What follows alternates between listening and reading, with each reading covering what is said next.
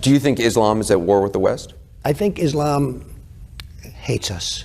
There's something there that there's a tremendous hatred there. There's a tremendous hatred. We have to get to the bottom of it. There is an unbelievable hatred of us. In Islam itself? You're going to have to figure that out, okay? You'll get another Pulitzer, right? But you're going to have to figure that out. But there is a tremendous hatred. And we have to be very vigilant. We have to be very careful. And we can't allow people coming into this country who have this hatred of the United States. I guess the question is... And of people that are not Muslim. I guess the question is there a war between the West and radical Islam, or is there a war between the West and Islam itself? It's radical, but it's very hard to define. It's very hard to separate because you don't know who's who. मेरा सवाल ये है कि दुनिया में हम जो practically दुनिया में देख रहे हैं, ये मुस्लिम ही ज्यादा सबसे आतंकवादी है और जो मासूम लोगों की हत्या कर रहे हैं, तो इंसानियत कहाँ है? माशाल्लाह भाई साहब ने 2 दिन तकरीर सुनी और उसे यकीन हो गया क्या कुरान में सबसे ज्यादा इंसानियत है, माशाल्लाह। उसके मुबारक देता हूँ। लेकिन सवाल अहम है, सवाल गलत नहीं आपका, सवाल सही है। सवाल है कि हम देख रहे हैं मुसलमान ही आतंकवादी है, ये झगड़ा फसाद, मुसलमान फंडामेंटलिस्ट है, मुसलमान टेररिस्ट है, आतंकवादी है। जब हम कुरान पढ़ते हैं तो हमें इसका एहसास होता है। लेकिन ये है क्यों गलतफहमी, जिस तरीके से मीडिया गलतफहमियां फैलाती है, हम उसको इग्नोरेंस में, अनजाने में मान लेते हैं। टेररिस्ट के मानी क्या है? मैं कहता हूं हर मुसलमान टेररिस्ट होना चाहिए, आतंकवादी होना चाहिए। आतंकवादी की मानी क्या है तो समझ लो। टेररिस्ट उसे कहते हैं जो इंसान दूसरे इंसान के दिल में टेरर पैदा करता है। अगर कोई चोर पुलिस को देख रहा है तो उसके दिल में टेरर आता है, खौफ आता है, उस चोर के लिए पुलिस टेररिस्ट है। इस तरीके से हर मुसलमान, कोई भी एंटी सोशल एलिमेंट मुसलमान को देखता है, उसके दिल में खौफ आना ही चाहिए। अगर कोई चोर मुसलमान को देखता है, कोई बलात्कार करने वाला मुसलमान को देखता है, कोई भी एंटी सोशल एलिमेंट मुसलमान को देखता है, उसके दिल में खौफ होना ही चाहिए। कुरान मजीद में अल्लाह ताला फरमाते हैं सूरह अनफाल में, सूरह नंबर 8 आयत नंबर 60 में, खौफ पैदा करो उन लोगों के दिल में जो लोग एंटी सोशल है, जो हक को इनकार करते हैं, उनके दिल में खौफ डालो। लेकिन सवाल यह है कि कई बार एक शख्स एक काम करता है, उसे 2 लक़ब दिए जाते हैं। मिसाल के तौर पे हिंदुस्तान 60-70 साल के पहले अंग्रेज हम पर हुकूमत करते थे। कई साल किया।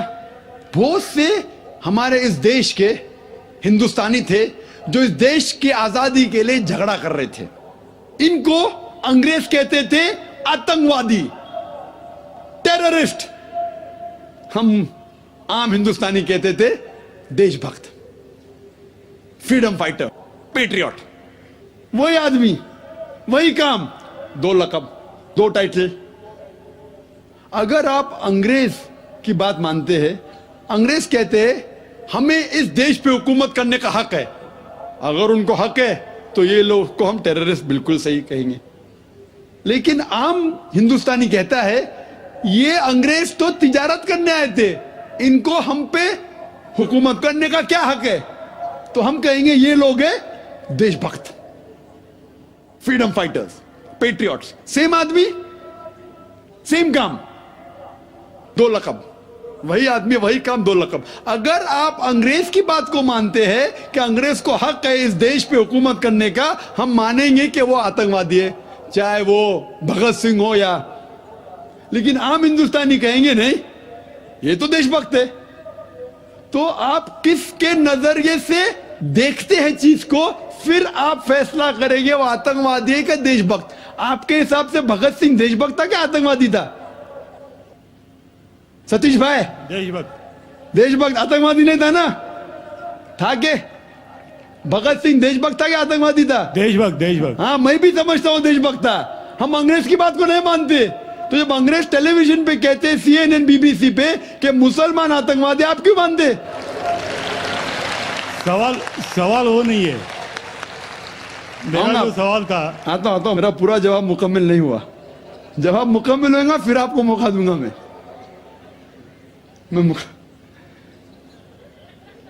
Nelson Mandela old south African government जो थी, सफेद हुकूमत, वो नेल्सन मंडेला को टेररिस्ट नंबर 1 कहती थी। उसे अरेस्ट करके रॉबिन आइलैंड में 25 साल के लिए कैद कर दी। Terrorist number 1। जब नई हुकूमत आती है उसे छोड़ देती है, उसे प्रेसिडेंट बनाती है, टेररिस्ट बन जाता है प्रेसिडेंट।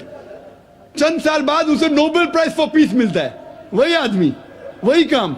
ऐसा नहीं कि पहले वो गलत काम किया, फिर अच्छा काम किया, फिर उसको अवार्ड मिला।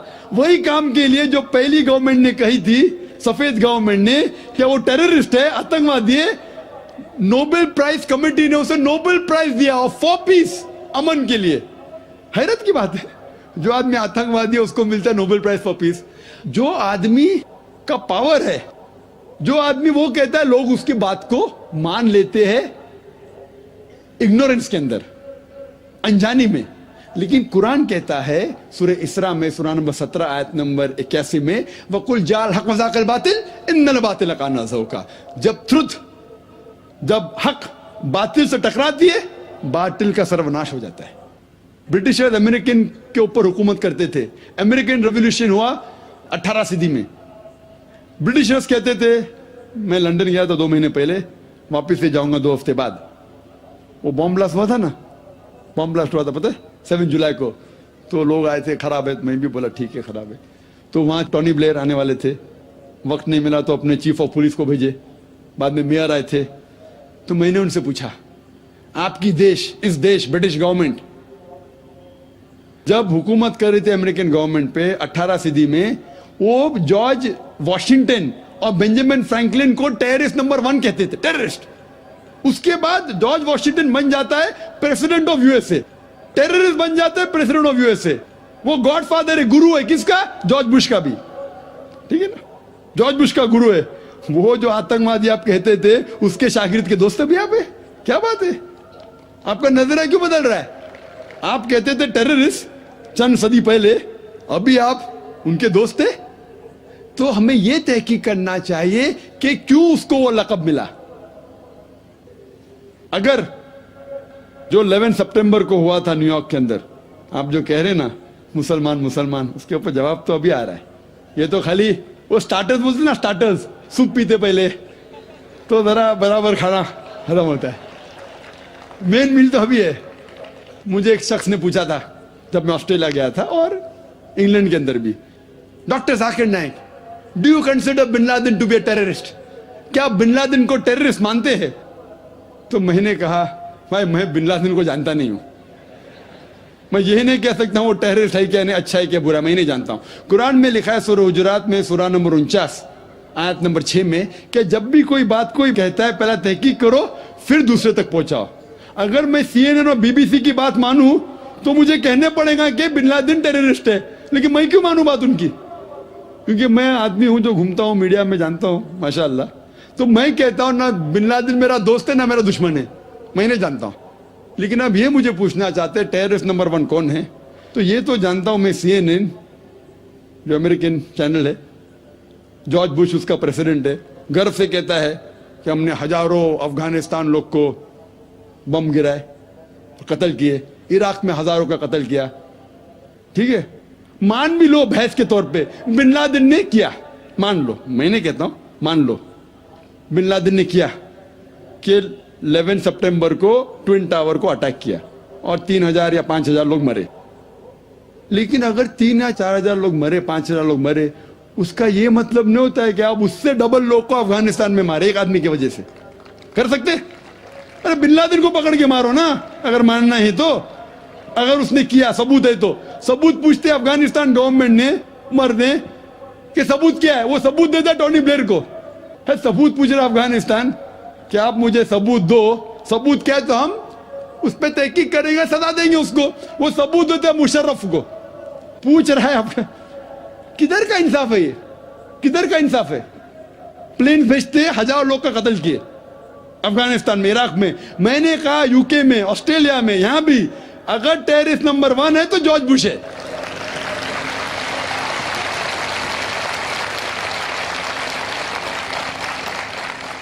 ट्विन टावर को किसने गिराया? CIA, FBI का क्या बजट है? इन लोग गर्व से कहते हैं अगर परिंदा भी पेंटागन के ऊपर उड़ेगा तो हम पहचान सकते। एक हवाई जहाज 1.5 घंटे बाद आके उसमें ठोक देता है, उनको पता ही नहीं चलता है। बहुत से अमेरिकन लोग, मुस्लिम लोग छोड़ो, क्या कहते हैं अमेरिकन लोग, क्रिश्चियन लोग कहते हैं क्या ये इनसाइड जॉब था, अंदर की बात थी, ये अंदर की बात। जिस तरीके से ट्विन टावर गिरा वो प्लेन के जरिए गिर ही नहीं सकता है। कितने लोग कहते हैं कि ये जॉर्ज बुश ने किया अपने वोट बैंक के लिए। कल मैं कह रहा था ना पॉलिटिशियंस के बारे में, कल की तकरीर सुनी ना आपने, हकीकत लगी क्या ने? क्या होगा, 5,000 लोग को मारो, वोट तो मुझे मिलेगा। $1 ट्रिलियन नुकसान, क्या फर्क पड़ता है? अगर नहीं गिराऊंगा ट्विन टावर को तो मैं थोड़ी इलेक्शन में आऊंगा। क्या करो, 1,000 लोग का कत्ल करो, नुकसान करो करोड़ रुपए का, मैं तो आ गया वापस सीट पे। ये मैं नहीं कह रहा हूं, ये मैं नहीं कह रहा हूं, ये अमेरिकन लोग कह रहे। तो गलत है, मैं नहीं कह रहा हूं कि जॉर्ज बुश ने गिराया। मैं जानता ना, मैंने तहकीक थोड़ी की। मैं कह रहा हूं कि बाकी लोग क्या कह रहे। अमेरिकन लोग कहते हैं, कुछ लोग, कि बिन लादेन ने क्या कुछ ने कहा, जॉर्ज बुश। लेकिन ये तो मैं जानता हूं कि मैं टीवी पे जो देखा हूं वो खुद के चैनल के ऊपर कि जॉर्ज बुश गर्व से कह रहा 1,000 लोग को मैंने मारा हूं, इसीलिए मैं जॉर्ज बुश को टेररिस्ट नंबर 1 कहता हूं। कल मैंने कहा कि बाबरी मस्जिद में जो हुआ हिंदुस्तान में, गुजरात में क्या हुआ, वोट बैंक के लिए हिंदू मुस्लिम में झगड़ा करो। बाबरी मस्जिद को कौन जानता था पहले? आप जानते थे? सुने थे बाबरी मस्जिद के बारे में? ये दंगे फसाद के पहले 1985 के पहले सुने थे? नहीं सुना था। मैं भी नहीं सुना था।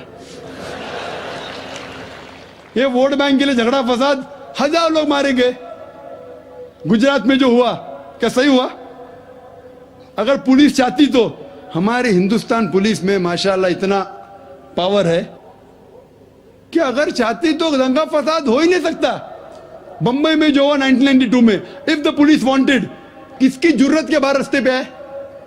लेकिन वो पॉलिटिशियन की इजाजत है, यहां मत जाओ वहां मत जाओ, यहां हंगामा करो, यहां कर्फ्यू लगाओ वहां मत कर्फ्यू लगाओ, यहां मुझे वोट मिलेगा वहां नहीं मिलेगा। आप समझे ना? तो ज्यादातर चाहे इंग्लैंड में हो या अमेरिका में हो या हिंदुस्तान में हो, कोई भी पॉलिटिशियन हो, तो पॉलिटिशियन की हरकतों की वजह से, जैसा मैं कल कहा, तो लेबल लग गया अभी मुस्लिम लोग पे टेररिस्ट। अगर आप जानते गुजरात में कितने लोग के मां का अपने आंख के सामने बलात्कार हुआ, बलात्कार करने वाला पड़ोसी है, उसके ऊपर कोई एक्शन नहीं लिया जा रहा है, तो वो कानून अपने हाथ में लेता है, गलत करता है, हम भी लेता है, क्या करें? सब समझ रहे? तो हमें यह जानना चाहिए इस आतंकवाद की जड़ क्या है। तो हमें जड़ पे जाना चाहिए और जड़ को खत्म करना चाहिए। अगर हम एक हो जाएंगे, अपनी किताब एक खुदा में माने, सिर्फ खुदा से डरे, जो खुदा की बात मानता उसको वोट दे, ना कि दंगे फसाद करे, अब समझ रहे? तो इंशाअल्लाह अमन होगा। और आप देखेंगे इसके बावजूद, इतना होने के बावजूद, अमेरिका में एक न्यूज है कि 9 महीने बाद 11 सितंबर के बाद 34,000 अमेरिकन ने इस्लाम कबूल किया। क्यों? जितना मीडिया इस्लाम के खिलाफ बात कर रही है, उतना ही इस्लाम फैल रहा है। मैं जब तकरीर करने जाता था 11 सितंबर के पहले अमेरिका में, मजमा होता था माशाअल्लाह 1,000 लोग का, ये अमेरिकन बहुत कम आते थे। अभी जाता हूं तो बड़ी तादाद है। ये जानना चाहते क्या इस्लाम में?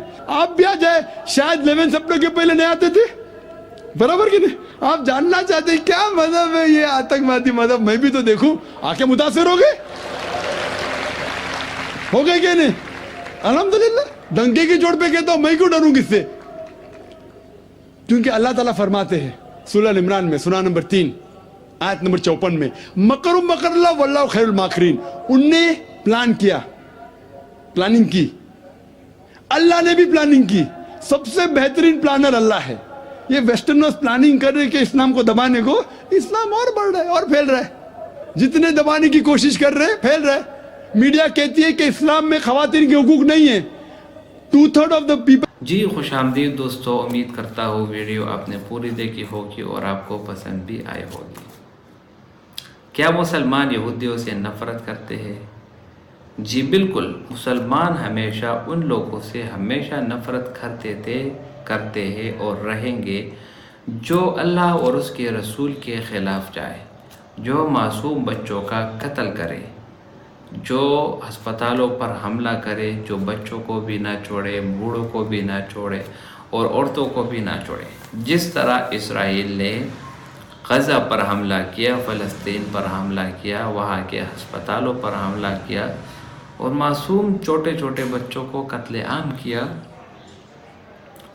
ऐसे लोगों को हम मुसलमान बिल्कुल भी पसंद नहीं करते। और ये यहूदी वही लोग हैं जिसको हिटलर ने कई मिलियन यहूदियों को ख़त्म किया था। उसकी वजह ये थी कि इनके अंदर शरारत जो है ना वो छुपी हुई होती है, इसीलिए हिटलर ने उनको ख़त्म किया। और उन्होंने ख़ुद कहा हिटलर ने कि तो वो भी एक ईसाई था, कोई अच्छा आदमी नहीं था, लेकिन ये जो काम किया ये बहुत ज़बरदस्त काम किया इसने। और उसने ख़ुद भी कहा कि मैं थोड़ी बहुत जो ईसाई है, जो यहूदी है, इनको मैं छोड़ रहा हूँ ताकि आने वाले वक्तों में लोगों को पता चल सके कि हिटलर ने इन यहूदियों को क्यों मारा था। ये वो शरारती लोग हैं जो दुनिया में अमन बिल्कुल भी पसंद नहीं करते। ये हरगिज़ नहीं चाहते कि पूरी दुनिया में अमन हो, बल्कि ये हमेशा इनकी ये ख्वाहिश और ये कोशिश होती है कि किसी न किसी 2-3 ममालिकों में लड़ाई झगड़े हो, उनमें फसादात हो, उनमें लोग मार गिरे और हम उन पर असलहा जो है ना वो बेच सके। अगर आप हिस्ट्री देख ले, आप गूगल की इंफॉर्मेशन देख ले, तो सबसे बड़ा सप्लायर हथियारों का वो अमेरिका है और अमेरिका का सबसे ज़्यादा दारोमदार इसी हथियारों पर है। ये हथियार ये बेचते हैं बड़े बड़े डॉलरों पर, बहुत बड़े बड़े सरमायों पर, इसीलिए ये कभी भी नहीं चाहते कि दुनिया में अमन हो।